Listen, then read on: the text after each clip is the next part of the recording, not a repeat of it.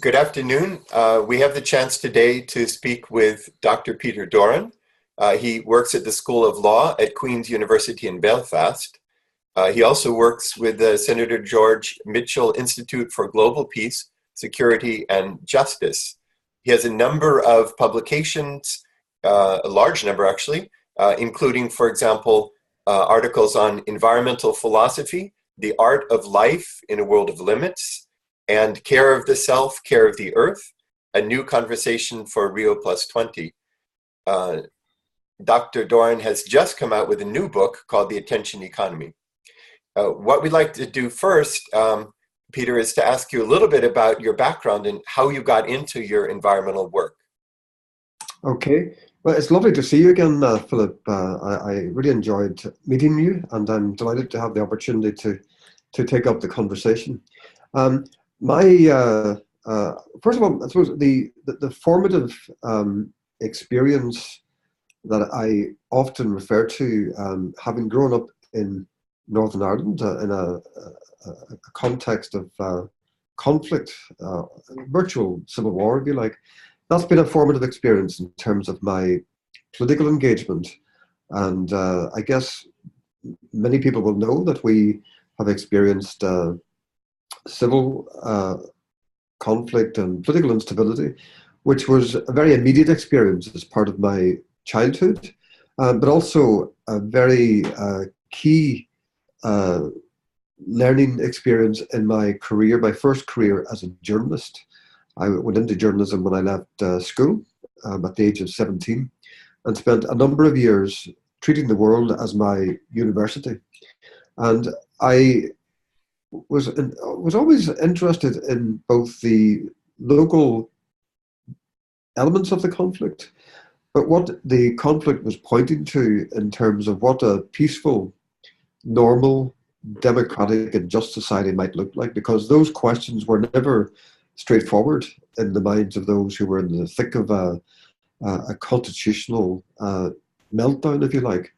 So growing up in a conflict means that you grew up with taking nothing for granted about one's home life, one's immediate circumstances, and also in terms of government and the stability of the country that one is living in. And I think that's where some of the questions come from that have always informed my my work and informed the questions I took into journalism. Journalism was a perfect early career for me because I was able to live my life as an inquiry into the world, but also one that was informed by that great phrase, that the life, only a life that's studied is a life worth living. That we have to engage both with the world and with our disposition to the world.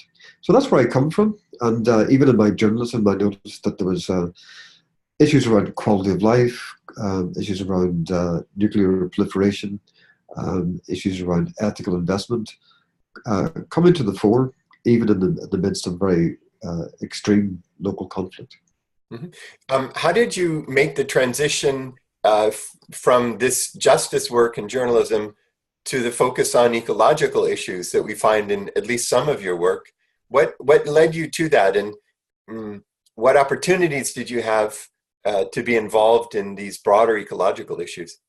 Yeah, well, that's a good question, because once I spent some time getting to know the local geopolitics and the personalities involved in the local conflict, and my context was very regional and local in terms of the journalism, and I decided that rather than be someone who was simply articulating other people's questions and dilemmas, that I wanted to take the search further for my own life. And I went to live in the Taize community founded by brother Roger Schutz in France.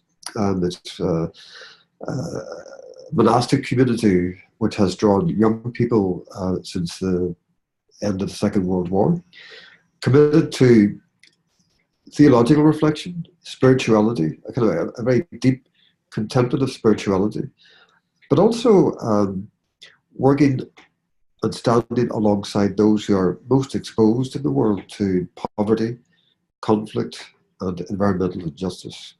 So my years in the mid-1980s, living and working with the Taize community, with contemplation and struggle as the two frames, if you like, of our life there, and solidarity with the most exposed, coincided with a growing interest in green politics, looking at the German Greens and meeting German Greens for the first time during my period in Taize in France.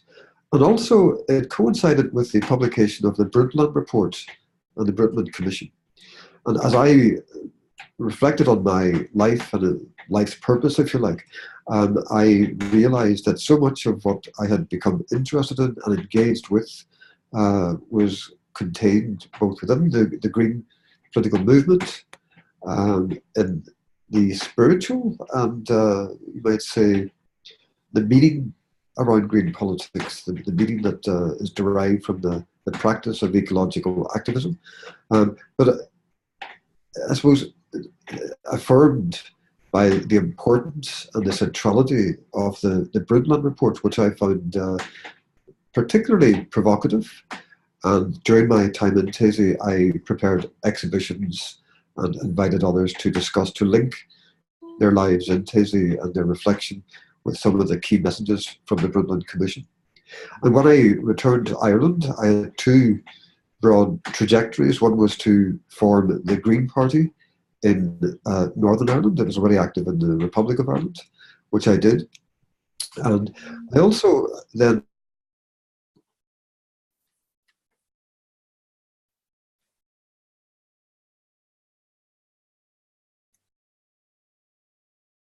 began to, for the International Institute for Sustainable Development, went on to work at the Beijing Women's Process in both in New York and at the Beijing Summit, and in climate change negotiations.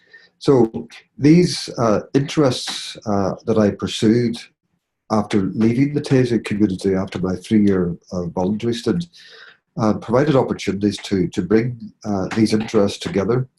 And I pursued these alongside my academic study. I went into university as a mature student and did peace and research studies with a strong interest in ecology. Ecology as a provocation, not ecology that could be addressed in its own right or as a set of environmental policies or interventions, but I've always taken from the Greens and Petra Kelly, the founder of the German Green movement in particular, I've always taken the ecological question as essentially a provocation to revisit our most basic assumptions around how we live, how we organize society, the values that we bring to our politics. And in that sense, ecology, the ecological question, is a civilizational question above all. Mm-hmm. Let me pick up on the last comment you made right at the end, and then go back to the spirituality and the United Nations work. What did you mean? The environmental question is also a civilizational question. Obviously, for our viewers, that's an extremely important link. Can you talk about it for a few minutes? Well, I suppose what I think is that the environment is a sign of the times. You know, in liberation theology, we often come across that phrase. It's an indicator of a profound need for deep change, societal change, all the way down to our where we get our sense of values, meaning, ethics, and all the way up to how we organize and establish those meta-value systems, if you like. You know, I guess the big provocation for our times is to revisit ideas around prosperity, to revisit the privileged position that is given to the market and the relationship between the market and the state, and the capitalist system that has seemed to succeed in placing itself beyond question. Zizek, the philosopher, Keaton of our times says that, that in many ways we find it more difficult to ask questions about the end of capitalism than the end of the world. Look at cinema and its obsession with the end of the world and its end of times subtext. There aren't so many pieces of fiction or Hollywood directors talking about the end of capitalism. It seems to be beyond question. And it seems to me that when I talk about a civilizational challenge, it's based on a conviction and an understanding that ecology points to a point of exhaustion. It's the end of a civilizational journey, if you like, and the response has to be at the level of the way we organize society, organize the economy, and establish much more deliberate values at the heart of the economy to revisit the purpose of the economy, both in terms of equality, distribution, and its ecological sustainability. And that's where the book comes in, because the book is suggesting that we are not only living in a system of material complexes, the capitalist economy, we're living in a system that has mastered the art of managing and directing our attention. We live in the attention economy, whether it's Hollywood, social media, the news media. And these systems that now monetize their access to our attention also have deep impacts on our subjectivity, our disposition, our ability to pay attention to what matters in terms of ecology and equality.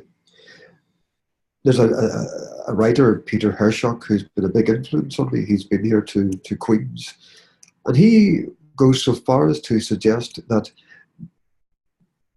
addressing the way in which our attention has been colonized by the forces of capitalism is every bit as important, if not more important, than the work we do on the environment and the ecology, So it's, and I think these things go together, and we're at a point in almost a new axial point, I think, where it's not only about addressing these better questions of economic organization, societal objectives, how government organizes and privileges certain objectives, but we will also have to bring these questions together around how we become more deliberate, mindful occupiers of the earth. How do we walk mindfully on the earth with much more deliberation, much more thought, and compassion both for ourselves and other species, acknowledgement that we share this planet with other subjects as well. That's fantastic. One of the things that is very unusual about your work is it's both highly concrete and broad and visionary, which we don't see at the same time. So you've been involved as a journalist in covering particular issues and events. You've been involved as somebody working with the UN process in very political and very concrete negotiations. And yet you frame the whole discussion in terms of these long-term goals, the recognition of the need for justice, a different way of living on the planet, challenging capitalism and the attention that it draws. How do you manage to fit those two together, or how are they complementary? Because that's very unusual in the persons that we talk with. Yes. I guess we all, in order to make decisions and intervene effectively in political or institutional settings, I think we all need a sense of where those changes might lead. And I think it's useful to have a longer term or richer vision of where we might go to. Another point that I would make is that part of the shift, one of the signs of the times is within activist circles, is the need to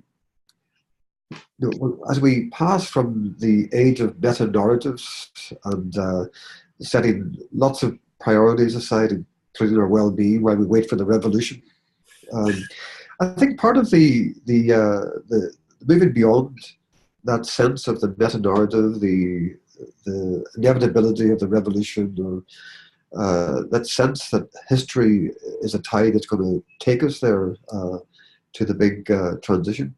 What I'm detecting more and more is what Václav Havel, the former Czech president, but also activist under communism, he talked about the anticipatory politics that he and his cultural actors lived in under communism in the old Czechoslovakia. He has a wonderful essay called the Power of the Powerless. And it's all about anticipating and embodying the refusal. Embodying the refusal and living out the vision day to day, looking after ourselves, refusing to be colonized by the political narratives, and also being very astute about where we put our political energy in order to bring about the change that we value for our families and those around us. So I guess if part of my answer is about how we live now as activists, I suggest in the book really that the mindful activist is really the new model of citizenship, because the activist is astute and ideally mindful and always looking for effective interventions, and maybe also able more and more to drop a deep attachment to seeing the outcomes of those interventions. You know, it's about living. What's interesting in the description you make is that it always includes the specific and the general. So being at the Taize community and working with the founder of the Green Party, working on specific issues in negotiation with a backdrop of a new type of society, an ecological society, including one's inner life as essential, and also one's broader work as important.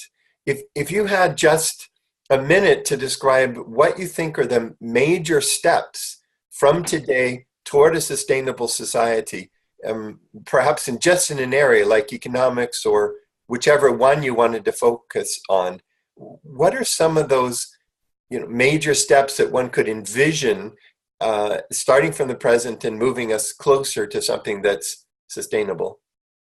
Well, I guess my experience of the mechanisms of government and also international organizations like the UN, while they can pick up what's happening in civil society and translate them, often not with any great effectiveness, but translate signals coming from civil society up to a point.